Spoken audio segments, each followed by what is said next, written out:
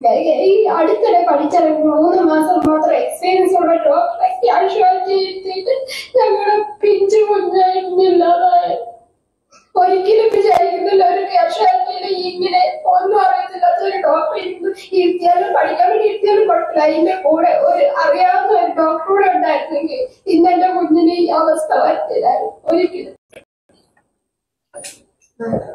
March 1 തീയതിയാണ് രാത്രിയാണ് കുഞ്ഞിനെ കൊണ്ട് ഹോസ്പിറ്റലിൽ പോയത്. കുഞ്ഞിന് പനിയായിരുന്നു. പനിയുടെ ഒപ്പം തന്നെ അവർക്ക് ഒരു കുറുകുറുപ്പ് പോലെ സൗണ്ടും ഉണ്ടായിരുന്നു. അതാണ് ഡോക്ടറോട് പറഞ്ഞത്.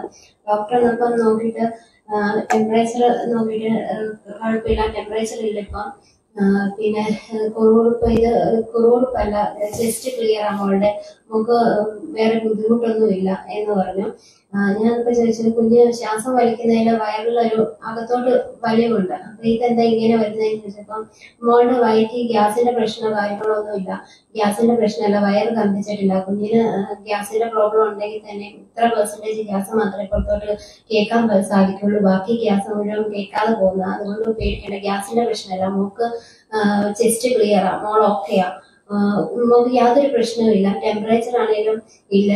6 മണിക്കൂർ വെച്ച് ടെമ്പറേച്ചറിന് മരുന്ന് കൊടുക്കണമെന്ന് നേരത്തെ കുഞ്ഞിന് ഇഞ്ചക്ഷൻ ചെയ്യുമ്പോഴൊക്കെ പറയുന്നത്. പുള്ളി പറയുന്നത് 8 മണിക്കൂർ വെച്ച് ടെമ്പറേച്ചറിന് മരുന്ന് കൊടുത്താൽ മതി, ടെമ്പറേച്ചറും ഇല്ല, മോൾ ഓക്കെയാന്ന് പറഞ്ഞു. വീണ്ടും എന്റെ കൈ കട്ടിലെ ഇരുത്തിക്കൊണ്ടാണ് ചെക്ക് ചെയ്തത്. അപ്പം മോളൊന്ന് പഠിച്ചപ്പം ജസ്റ്റ് വെച്ച് നോക്കിയത് തട്ടി മാറി. പുള്ളി പിന്നെ നോക്കിയില്ല. നോക്കാതിരുന്നോണ്ട് പിന്നെ ചെയറിൽ പോയിരുന്ന സമയത്ത് വീണ്ടും ഞാൻ പറഞ്ഞു ഒന്നുകൂടെ ചെസ്റ്റ് ക്ലിയർ ആണോ എന്ന് നോക്കാൻ പറഞ്ഞു. അപ്പൊ വീണ്ടും ഒന്നുകൂടെ നോക്കിയിട്ട് ഒരു കുഴപ്പമില്ല, മോൾ ഓക്കെയാന്ന് പറഞ്ഞു. അതെന്താ ഇങ്ങനെ ചോദിക്കുന്നതെന്ന് ചോദിച്ചപ്പോഴും പറഞ്ഞു മൂത്ത മോന് ജലദോഷം കഫക്കെട്ട് വന്നു കഴിഞ്ഞാൽ പെട്ടെന്ന് ചെസ്റ്റ് ഇൻഫെക്ഷൻ ആകും എന്ന് പറയാം, അതുകൊണ്ടാ എങ്ങനെ ചോദിച്ചതെന്നും പറഞ്ഞു. മോൾ ഓക്കെയാ, മോക്ക് ഒരു കുഴപ്പമില്ല. മോക്ക് എന്തെങ്കിലും 6 മാസം 1 വയസ്സ് വരെയുള്ള കുഞ്ഞുങ്ങൾക്ക് എന്തെങ്കിലും പ്രശ്നം ഉണ്ടെങ്കിൽ ഇവിടെ മുഴച്ചു വരും, ഈ 2 സൈഡും മുഴച്ചു വരും, അല്ലാതെ വേറെ ഒരു പ്രശ്നമില്ല, മോൾ ഓക്കെയാ, മോക്ക് യാതൊരു പ്രശ്നമില്ല എന്ന് പറഞ്ഞു. പിന്നെ കുഞ്ഞിന്റെ ഈ സൗണ്ടിന്റെ കാര്യവും ഈ കുറുകുറുപ്പിന്റെ കാര്യവും ഇതുമാണ് ചോദിച്ചത്. ഒരു കുഴപ്പമില്ലാന്ന് ഡോക്ടർ ഒരുപാട് ആവർത്തിച്ച് പറഞ്ഞു മോൾ ഓക്കെയാന്ന്. എന്നിട്ട് മോൾക്ക് കൈ മരുന്നുണ്ടോന്ന് ചോദിച്ചു. പാരസെറ്റമോൾ സിറപ്പ് ഉണ്ടെങ്കിൽ അത് തന്നെ കൊടുത്താൽ മതി, വേറെ എഴുതേണ്ട ആവശ്യമില്ല.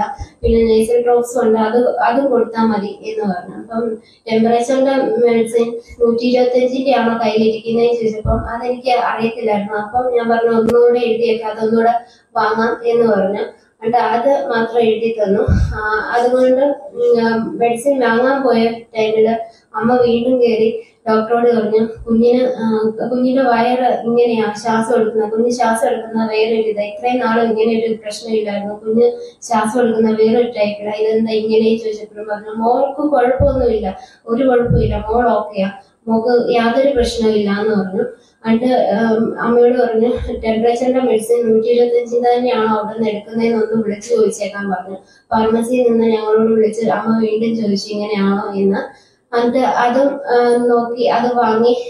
കുഴപ്പമില്ല, ഡോക്ടറിന്റെ ഒറ്റ ഉറപ്പില്ല.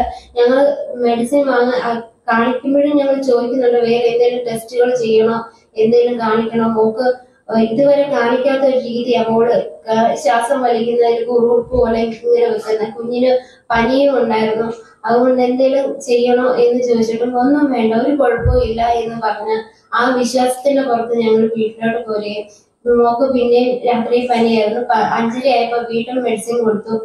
11:30 ആദ്യം മെഡിസിൻ കൊടുത്തു, 5:30 ആയപ്പോ വീണ്ടും മെഡിസിൻ കൊടുത്തു. 6:45 ആയപ്പോഴത്തേക്കും ഫാമിലി വിളിച്ചു ചോദിച്ചു ടിജിസ് ഡോക്ടറെ കാണാനായിട്ട് ബുക്ക് ചെയ്യാൻ വേണ്ടിയാണ്. അപ്പൊ പറഞ്ഞു ഫോൺ ബുക്കിംഗ് ഇല്ല, വന്ന് കണ്ട് 7 മണിയാകുമ്പോ വന്ന് ബുക്ക് ചെയ്യാനേ പറ്റത്തുള്ളൂ, റൂബി ഡോക്ടർക്ക് മാത്രമേ ഫോൺ ബുക്കിംഗ് ഉള്ളൂ എന്ന് പറഞ്ഞു. അത് കേട്ടോണ്ടെന്ന് ആദ്യം തന്നെ പോയി ബുക്ക് ചെയ്തിട്ട് ആദ്യം തന്നെ കാഷ്വാലിറ്റി കണ്ടും കാണിച്ചിട്ട് ഡോക്ടറെ ആദ്യം തന്നെ കാണാമല്ലോ എന്ന് ഓർത്തിട്ട് പോയി പാല അടുക്കാറായപ്പോഴത്തേക്കും മോക്കൊരു ക്ഷീണം പോലെ, ചെറിയ ക്ഷീണം പോലെ വന്നു. മോളെ കയ്യിൽ ഉണർത്തി നോക്കിക്കൊണ്ടിരുന്ന കുഞ്ഞിനെ എടുത്തോണ്ട് ഹോസ്പിറ്റലിൽ എത്തിച്ച് നഴ്സിന്റെ കയ്യിലോട്ട് കൊടുത്തു. കുഞ്ഞിനെ കൊണ്ട് അകത്ത് പോയി. അവര് ഓടി പോകുന്ന വഴി ആ സിസ്റ്റർ ഹോസ്പിറ്റലിന്റെ അകത്ത് ചെയറെ തട്ടി അവിടെ വീട് കുഞ്ഞിനെ കൊണ്ട് ഇരുന്നപ്പോഴത്തേനും മോളെ എന്റെ കുഞ്ഞെന്ന് പറഞ്ഞ് ഞാൻ കാണുകയും ചെയ്തു. അപ്പൊ ഒരു കുഴപ്പമില്ല, കുഞ്ഞിനൊരു കുഴപ്പമില്ല എന്ന് പറഞ്ഞു. പറഞ്ഞ് കുഞ്ഞിനെ അവരുടെ കയ്യിൽ നിന്ന് എടുത്ത് കട്ടിലേക്ക് എടുത്തി. അടുത്ത നെബുലൈസേഷന്റെ ട്യൂബ് മാത്രമായിട്ട് മാസ്ക് ഇല്ലാതെ ട്യൂബ് മാത്രമായിട്ട് മൂക്ക് വലിക്കാനായിട്ട് ഇങ്ങനെ കൊടുക്കുകയും ചെയ്തു. അത് കഴിഞ്ഞ് മോളുടെ കയ്യിൽ ഇഞ്ചക്ഷൻ എടുത്തിട്ടുണ്ട്. പിന്നെ അതുകൂടാതെ ECGയുടെ ഇങ്ങനെ വയറിലെല്ലാം ഒട്ടിക്കുന്നത് കണ്ടപ്പം ഞാൻ പേടിച്ചിട്ട് കരഞ്ഞു. അതിനു മുമ്പ് തന്നെ വീട്ടിൽ അമ്മയും ചേട്ടനെല്ലാം എല്ലാവരെയും പുറത്തിറക്കി വിട്ടു.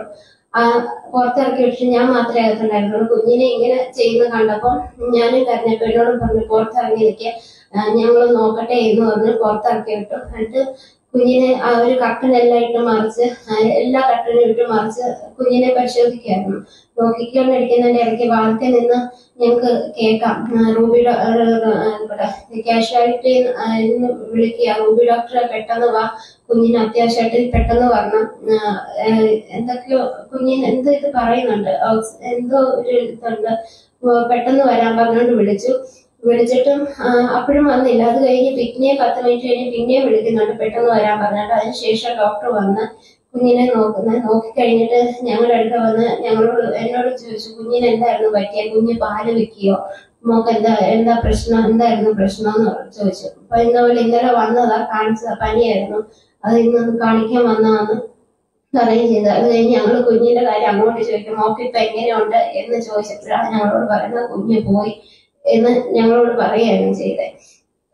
ആ ഡോക്ടർ ഒരാള് ആ തലേദിവസം ഡോക്ടർക്ക് അറിയത്തില്ല എന്നേലും ഞങ്ങളോട് പറയായിരുന്നു, ഞങ്ങൾ വേറെ എവിടെയെങ്കിലും കുഞ്ഞിനെ കൊണ്ടുപോയി കാണിച്ചു. കാഷ്വാലിറ്റി ഇരിക്കുന്ന ഡോക്ടർ ഒന്നും അറിയാത്ത ഡോക്ടറാണ്, ഞങ്ങൾക്ക് അറിയത്തില്ല, ഞങ്ങൾ അറിയില്ല, ഒരു എക്സ്പീരിയൻസും ഇല്ലാത്ത ഈ അടുത്തിടെ പഠിച്ചിറങ്ങി 3 മാസം മാത്രം എക്സ്പീരിയൻസ് ഉള്ള ഡോക്ടറെ കാഷ്വാലിറ്റി ഇരുത്തിയിട്ട് ഞങ്ങളുടെ പിഞ്ചു കുഞ്ഞായിരുന്നില്ലാതായ. ഒരിക്കലും വിചാരിക്കുന്നില്ല ഒരു കാഷ്വാലിറ്റിയിൽ ഇങ്ങനെ ഒന്നും അറിയത്തില്ലാത്ത ഒരു ഡോക്ടർ ഇരുത്തിയാലും പഠിക്കാൻ വേണ്ടി ഇരുത്തിയാലും കുഴപ്പമില്ല, അതിന്റെ കൂടെ ഒരു അറിയാവുന്ന ഒരു ഡോക്ടർ കൂടെ ഉണ്ടായിരുന്നെങ്കിൽ ഇന്നെന്റെ കുഞ്ഞിന് ഈ അവസ്ഥ വരത്തില്ലായിരുന്നു. ഒരിക്കലും ഒന്നും അറിയാത്ത ഒരാളെ ഇങ്ങനെ ഇരുത്തുമ്പോ ഞങ്ങളുടെ വീട്ടിലെ എല്ലാരെയും ആ ഹോസ്പിറ്റലിൽ തന്നെയായിരുന്നു ഇന്നേ വരെ കാണിച്ചോണ്ടിരുന്നത്. ഈ സംഭവം നടക്കുന്നിടം വരെ എന്തൊരാവശ്യമാണേലും അമ്മയ്ക്കാണേലും അച്ഛനാണേലും ഒരു ശ്വാസം മുട്ടുള്ള കാര്യങ്ങൾ മൂത്ത കുഞ്ഞുണ്ടായത് വരെ ആ ഹോസ്പിറ്റലിൽ ആ ഒരു വിശ്വാസം, ആ ഹോസ്പിറ്റലിൽ പോയ ആ ഒരു വിശ്വാസത്തിന്റെ പുറത്ത് മാത്രം ഞങ്ങൾ അന്ന് രാത്രി ആ കുഞ്ഞിനെയും കൊണ്ടും അവിടെ പോയത്. അറിയത്തില്ലെങ്കിൽ ഒരു വാക്ക് പറഞ്ഞാൽ മതി, എനിക്ക് നോക്കിയിട്ട് മനസ്സിലാവുന്നില്ല, മറ്റൊരിടത്തേക്ക് കൊണ്ടുപോയി എന്നൊരു വാക്ക് പറഞ്ഞിരുന്നെങ്കിൽ ഞങ്ങൾക്ക് ഈ ഗതി വരത്തില്ലായിരുന്നു. ഒന്നും അറിയാതെ ആ ഡോക്ടറിന്റെ പറയിൽ ഒരുപാട് സംസാരിക്കുന്നുണ്ട്, അതുകൊണ്ട് സംസാരത്തിൽ നമ്മൾ വിശ്വസിക്കും. ആ രീതിയിലുള്ള സംസാരം പഠിച്ചവരല്ലേ, നമുക്ക് ഈ കാണുന്ന ഒരു ഇത് ബുദ്ധിമുട്ടായി കുഞ്ഞിന്റെ പറഞ്ഞു കൊടുക്കാൻ പറ്റത്തില്ല, അവരല്ലേ മനസ്സിലാക്കുന്നത്. അവർക്ക് മനസ്സിലായി, അവരത് വെച്ചൊക്കെ നോക്കുമ്പോൾ ചെസ്റ്റ് ക്ലിയർ എന്ന് പറയുമ്പോൾ ആ ഓക്കെ മോൾ ഓക്കെയാന്ന് ഇങ്ങോട്ട് പറയുന്നത് നമ്മൾ ഒരിക്കലും വിചാരിക്കുന്നില്ല മോക്കൊരു പ്രശ്നമുണ്ട്, നമ്മൾ ഈ പുറത്തുനിന്ന് മനസ്സിലാക്കുന്നതല്ലേ ഉള്ളൂ എന്ന് പറഞ്ഞു. അങ്ങനെ വിശ്വസിച്ചതിന്റെ പേരിലാണ് ഇന്ന് ഇത് വരുന്നത്. ഒരിക്കലും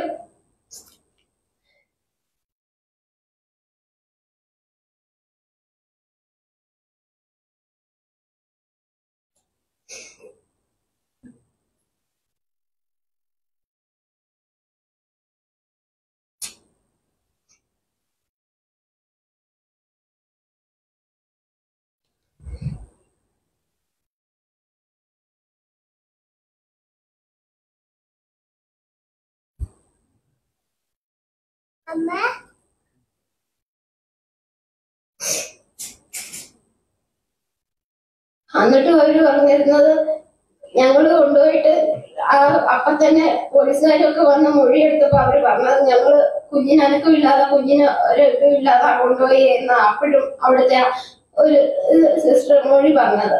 കാരണം എന്റെ കയ്യിൽ നിന്ന് പിടിച്ച് ഞാൻ എടുത്ത് എന്റെ കയ്യിൽ എന്റെ കയ്യിൽ ഇരുന്ന കുഞ്ഞിനെ ഞാൻ എടുത്തു കൊടുത്ത്, എന്നിട്ട് അവർ അത്രയും ഒക്കെ ചെയ്തിട്ടും അപ്പൊ തന്നെ അതെന്താ അങ്ങനെ പറയുന്നതെന്ന് പോലും ഞങ്ങൾക്ക് മനസ്സിലാവുന്നില്ല. അങ്ങനെയാണ് അവര് പറഞ്ഞത്. ഒരു ഇതും ഇല്ലാതെ ഞങ്ങൾ കൊണ്ടുപോയി കൊടുത്തായിരുന്നു.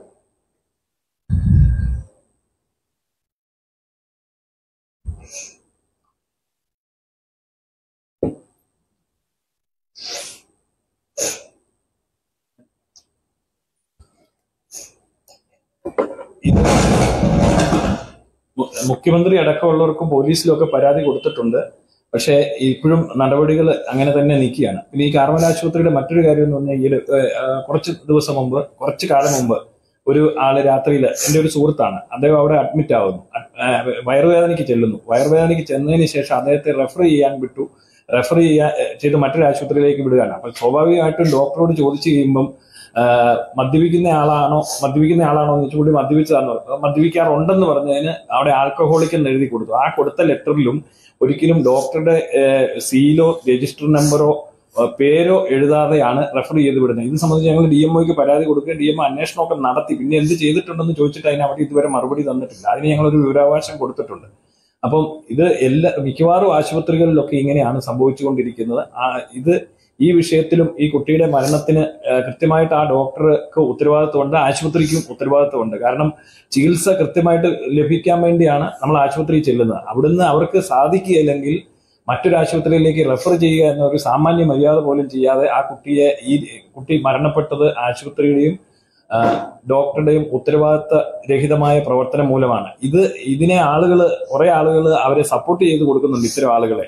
അങ്ങനെ വരുമ്പോൾ ഇത്തരം സംഭവങ്ങൾ ആവർത്തിക്കും. ഈ കാര്യത്തിൽ ഈ കുട്ടിക്ക് നീതി ലഭ്യമാക്കും വരെയും നമ്മൾ മഹാത്മാഗാന്ധി നാഷണൽ ഫൗണ്ടേഷൻ അടക്കമുള്ള സംഘടനകൾ രംഗത്ത് വരും എന്നുകൂടി ഈ അവസരത്തിൽ പറയുകയാണ്. എന്തെങ്കിലും ഉണ്ടോ